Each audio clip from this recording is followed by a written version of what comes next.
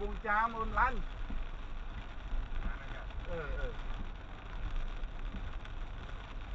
cái gì nữa buông cha thọ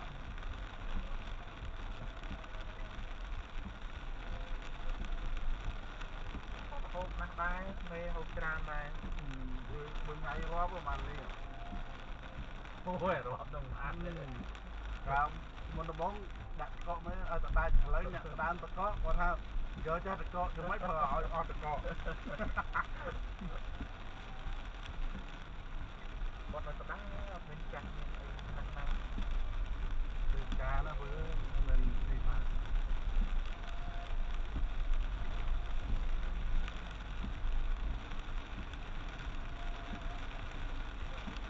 là nhà càng dây băng con anh dây ấy mau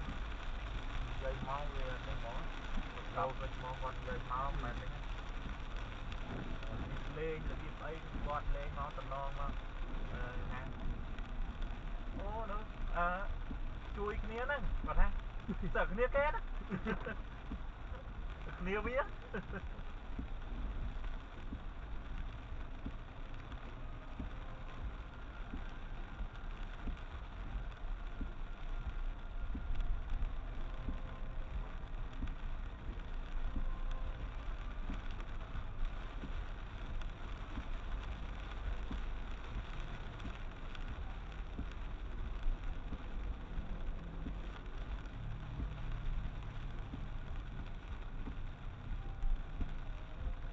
là thương lấy cái bộ hà đa nó làm bạn lú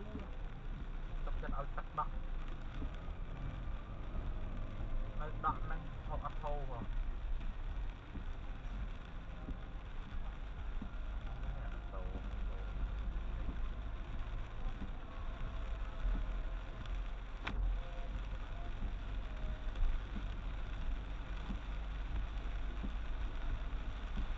pha lý lấy con đạm mà sân đấy bong lên bàn còn lên chạm với bong nhỉ pha lý